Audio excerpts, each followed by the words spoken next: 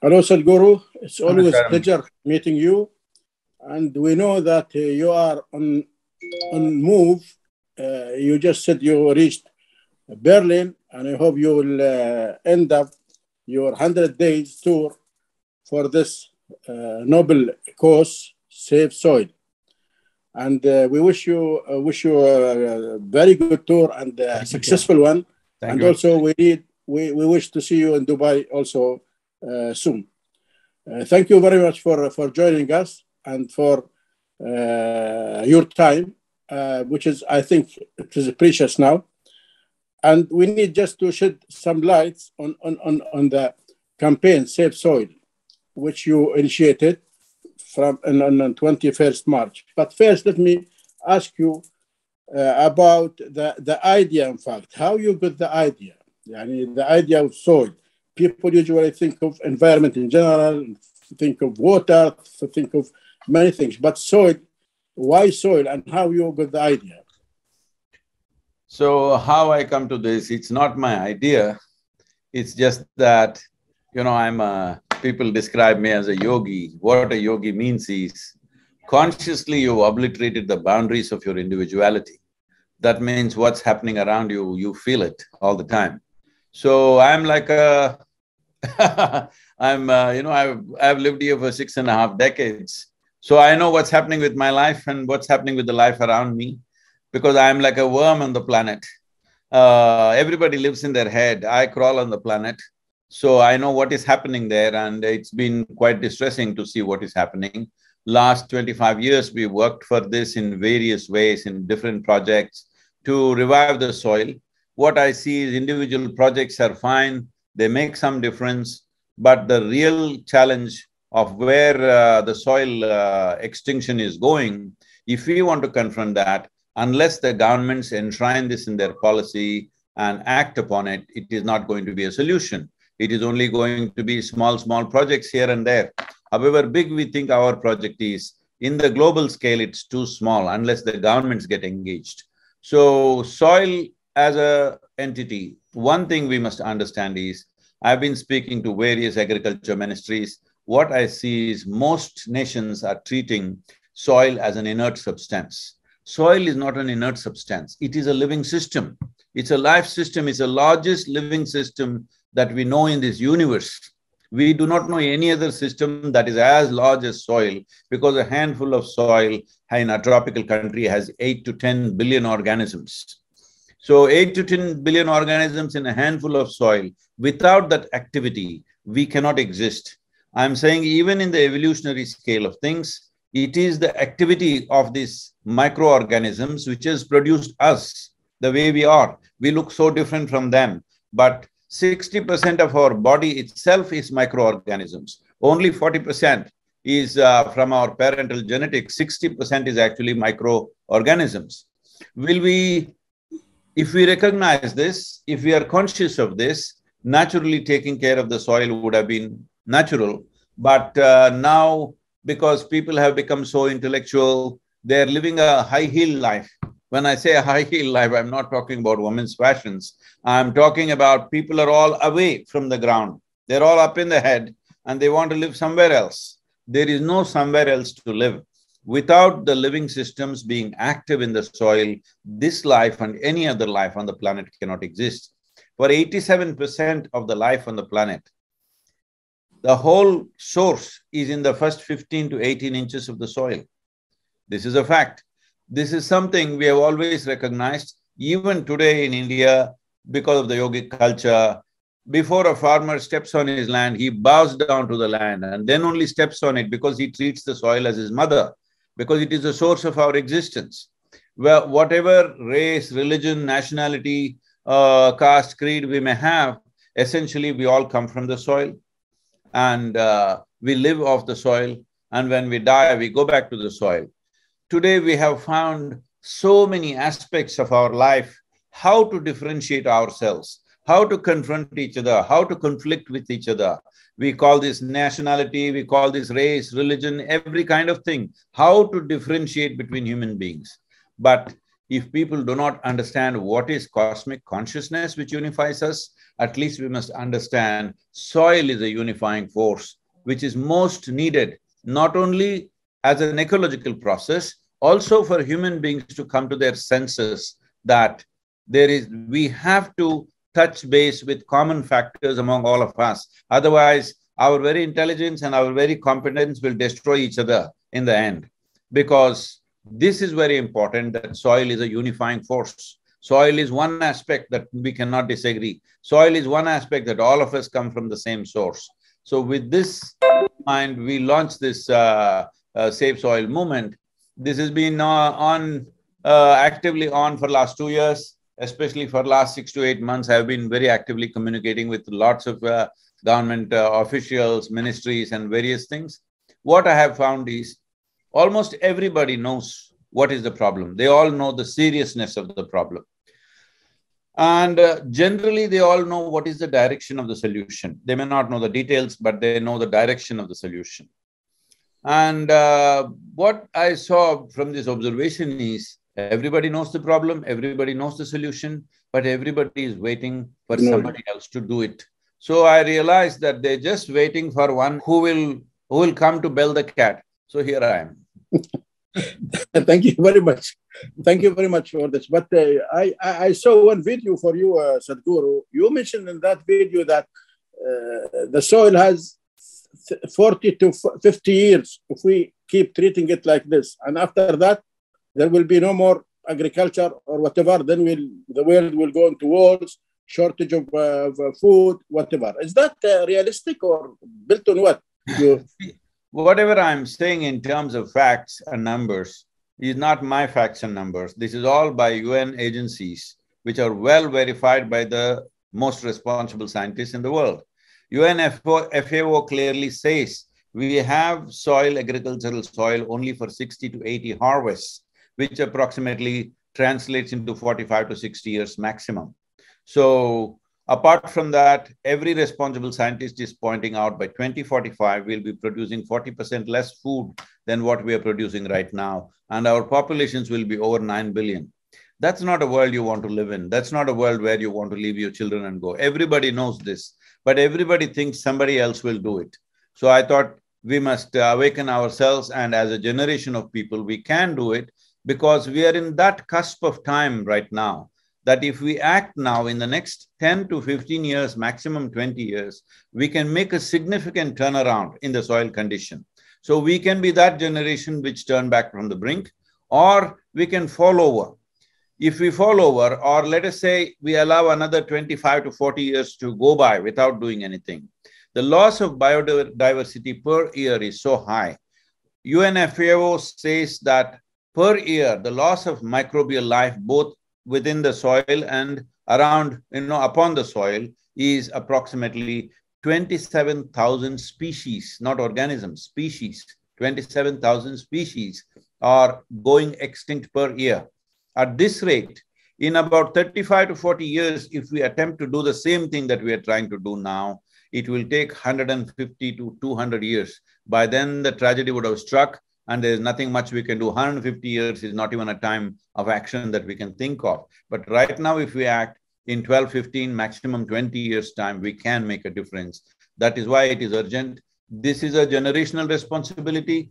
This is a great challenge and also a great privilege and opportunity for this generation to show who we are. This is our time on the planet. What are we going to do? Are we going to be a responsible generation or a generation that sleeps through everything? Sleep is not a crime, but if you sleep through your life will be a disaster. That is a fact. Now you have taken to the roads, you're going to drive or to ride your motorbike for nearly 30,000 kilometers, more than 20 countries. So what's your hope? What the hope to achieve from this initiative? What are you hoping? See, for example, in UAE, it's a very proactive and enlightened leadership. The moment they understand what it is, they will act. Already, I think they are drawing up plans to act.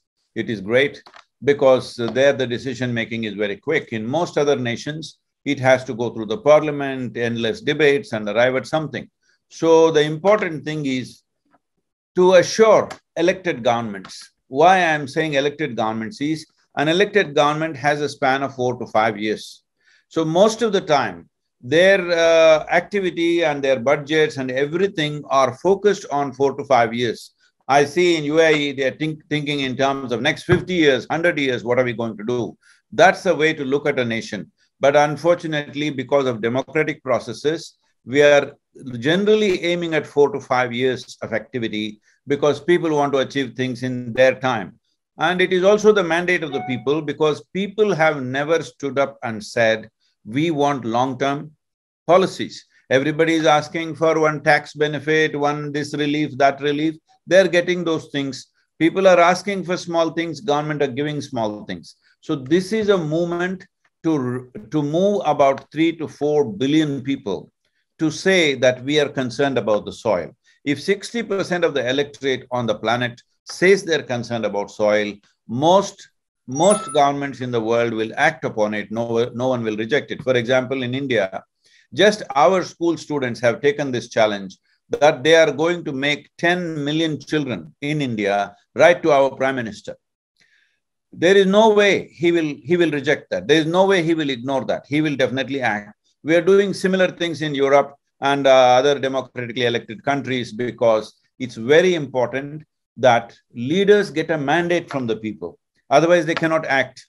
They cannot invest long term if people don't say so. So this movement is about that. The most important aspect of this movement is this is not against anybody. Normally, environmental movements means they're against coal, they're against oil, they're against automobiles, everything that all of us are using, they're against all that. Now, the important thing about soil is just this. The policy that we are asking for is, see, in a city, if you have a piece of land, if you want to build a building, if you have 10,000 square feet, you can't build 10,000 square feet. You can only build 6,000, 7,000 square feet, whatever. But if you look at old parts of the cities in every nation, if you look at the old cities, you will see most homes are built without a concept of a window. There's only one door entry, one door out, because people have built all over the place. Why did this happen? Because there were no laws as to how to build. Today, if you build extra, the authorities will come and demolish your building. But if you have agricultural land, if you have 100 acres of land, you can plow every inch of it. In 10, 20 years, you can make a desert out of it. Nobody will ask you, why have you done this? See, we need to understand soil is not our property. Soil is a legacy we've received from previous generations. We must pass it on as a living entity for future generations. If we don't do that, we are failing in a fundamental responsibility. But right now, every scientist is pointing out the food that we are eating, the soil that we are consuming in the form of food is actually the food of the unborn child. In my emotion, consuming the food of the unborn child is a crime against humanity. That's how I feel.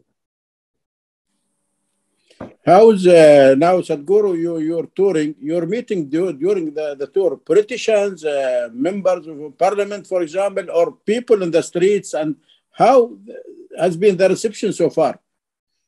The reception has been spectacular in the 3 nations we have covered now, UK, Netherlands, and now in Germany. It's been very, very enthusiastic.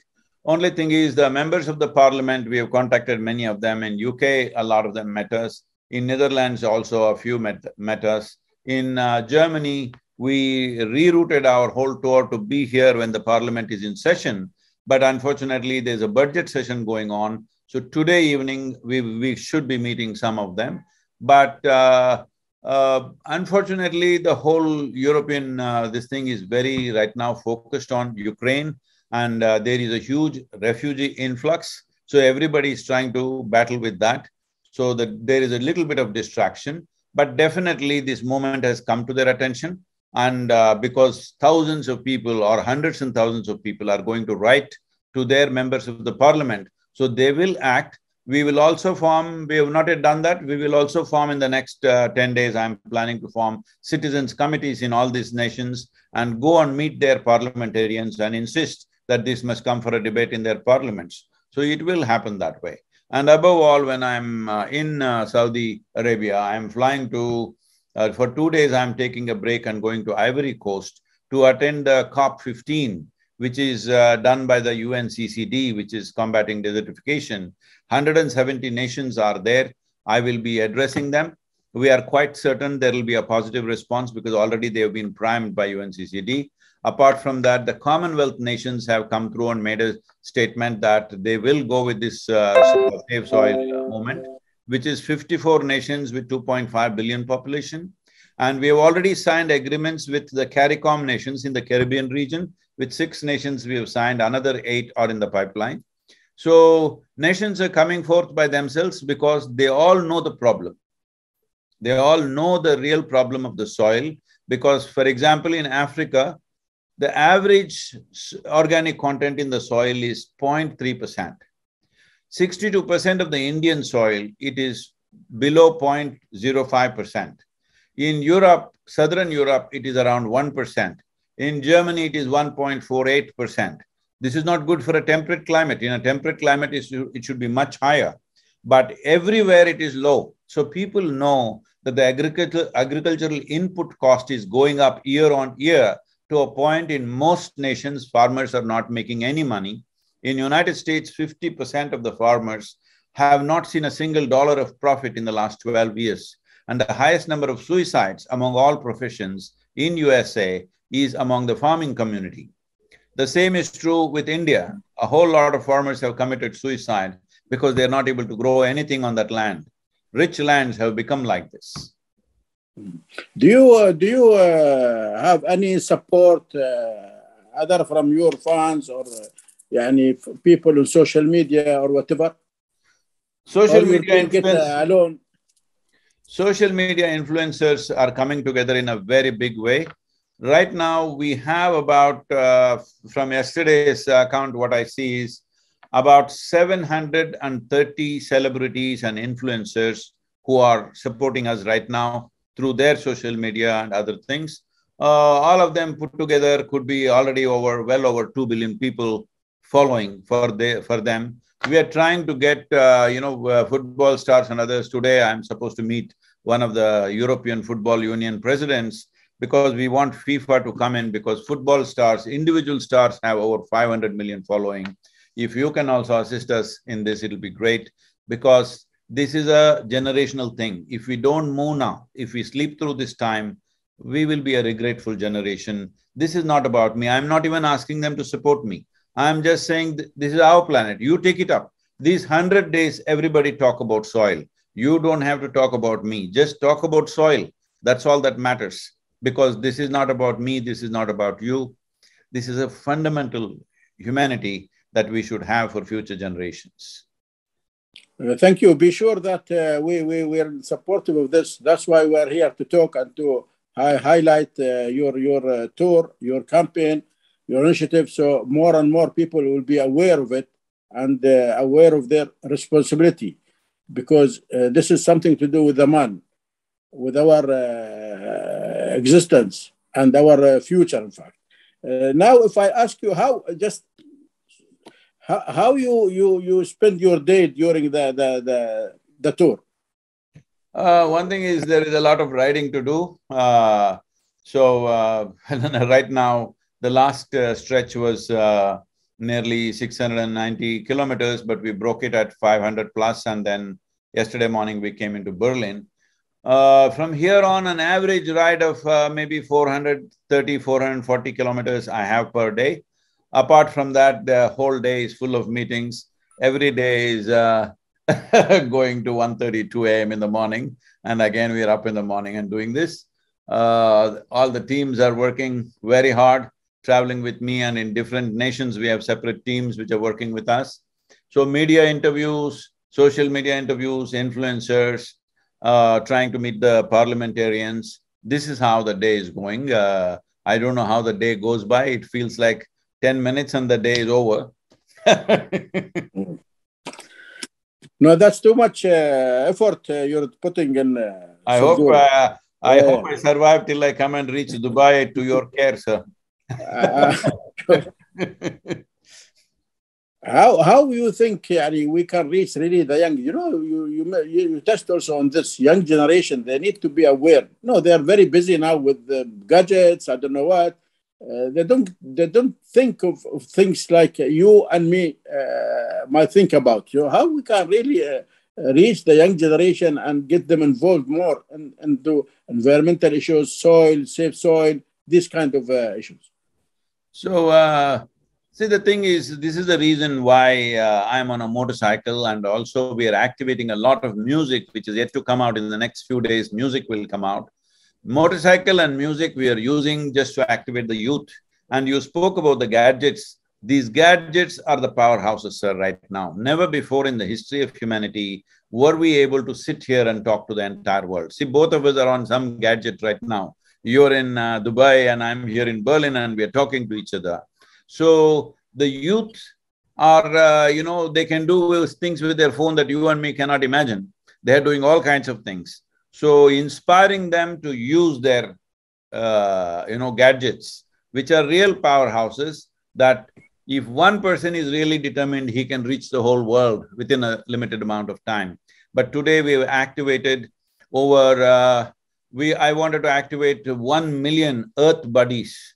The Earth buddy means every day they spend 10 minutes of their time on social media enhancing the message.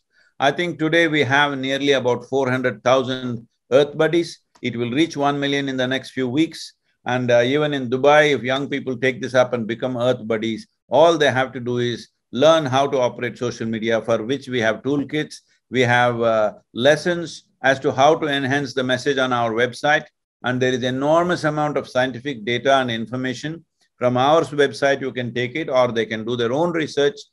They don't have to support me. They just have to talk about soil. That's all they need to do as Earth buddies. They're not my buddies, they're Earth buddies. They must talk about the soil and the dire situation, especially youth. They may be ignorant right now, but if they read this material, if they access this material, 100% they will act, I'm very sure. And youth are capable of reaching more people than anybody else because they are good with their gadgets. And these gadgets are not negative. Till now, people might have used it just to do some social contact, but this is the time to use it in a responsible way. Technologies are powerful means for us to reach, because in the past, many great men have come, many wise men have come, but when they spoke, hardly 10 people could hear them. This is the first time we can talk to the entire humanity. If we do not do what we really want to do, when this kind of capability and technologies are in our hands, it shows that we don't care enough. In our lives, if we do not do what we cannot do, no problem. But if we do not do what we can do, we are a disastrous life. I want to make sure all of us, especially the youth of the world, do not live a disastrous life. We must do what we can do. This is something that we can do. You touched, Sadhguru, on the government a bit, and that you sound also not happy about the democratic governments when it comes, because of their program, 5 years, I don't know, the new government will come. But in general, what do you have to say for the government, in fact, whether they're democratic or not democratic? Because that's where the responsibility really comes from. They have a responsibility towards the soil, towards the environment, towards our life, in fact. No, I'm not having problems with the democratic process. I very much for democracy, but what I'm saying is, it is a certain process. Unless people mandate it, they cannot do it. See, in a country which is ruled by one wise man or one active, proactive person, things may happen very quickly. But in a democratic process, people have to mandate it, because every country has, no matter how rich they may be, they have limited resources. Where to allocate the money, how to move the government machinery, this is always a challenge. They will only do it the way people want it. So people have never really expressed concern about these things. If people mandate the governments, then they will act quickly. People have not mandated. So all I am trying to do is give them that support, so that people who are doing the administration feel confident that they can plan long-term, invest long-term for the long-term well-being of their nations. This must happen, and especially when it comes to soil and ecology, national boundaries mean nothing. National boundaries are only in our minds. For the life on this planet, national boundaries mean nothing. So we need to act as a global force. Okay, before we end this interview, I would like just if you have any message, for example, for our readers in Dubai, in UAE, United Arab Emirates, and the region, from you, Sadhguru. See, the UAE and the region is a unique kind of, terrain and ecology. Well, they have become deserts, but if people do not know this, for example, the Saudi Arabian desert over 10,000 years ago was a rainforest. I'm saying that is how drastically geography can change. Now, in the last 25 years, the desert lands in the world have expanded by 10%. 10% of the world's land has become desert in the last 25 years. That's a serious challenge. And I've been speaking to some of your leaders, and they were telling me in the previous generations before all this economic development happened, how hard life was in the desert, how harsh the desert can be on the human person, and how harsh it is to get food, to get shade, to get, to live there, how hard it was. Now, this phenomenal development has happened in the last 50 years. Your country is only 50 years old. In 50 years, what's been done there is so phenomenal, but you have the advantage of being small nations that you can turn this around like this. With determined and wise leadership, this has happened. It's very wonderful to see that development. But in that region, what we do, see whichever region it is, the simple thing we are asking for, agricultural lands must have 3 to 6% organic content. How you do it is left to you. But we have made a policy document for each region, considering the latitudinal position, soil types, economic conditions, and agricultural traditions of the region. Considering all this, for every nation, we have made a separate policy document, which we will be presenting to every nation. So, similarly for UAE and that region, we have made this document, which we will be presenting to your leaders when we get there, or maybe ahead of our time, we will present it one way or the other. But the important thing about this is, see, in a country like yours, slowly creating agricultural lands is important. It's hard. It'll take a lot of investments. It is unlike India or Europe, where with little investment, land will bounce back here. But there it needs much more work. But if you can create if you go on any of the golf courses in Dubai or in Abu Dhabi, you don't know it's a desert. So if you can create a golf course, you can also create agricultural land, I'm saying, but it's expensive. So there are simple methods with which we can extend wherever there is little vegetation. From there, year on year, we can extend. This must be a long-term 25-year, 50-year policy that in 50 years' time, at least any one aspect of what you need, let's say the fruits that you need or vegetables that you need, something you must be growing by yourself, because without food growing in the place where people are, it is always a dangerous thing for any nation to completely depend on some other region, because geopolitics can change, many things can happen over a period of time. 50 years, so many changes have happened. From World War II to now, just see how many changes have happened. So I would say we must aim towards that. Let us say any one product, at least vegetables we are growing, or fruits we are growing, whatever is suitable. We have made a policy document for UAE. Based on that, we can have the whole discussions. We have been talking to your environment minister. She's been super positive. She has established a team to work with our teams. They're working together. I will apprise myself of that before I come there, and I will talk about this when I'm there. Thank you very much, Sadhguru.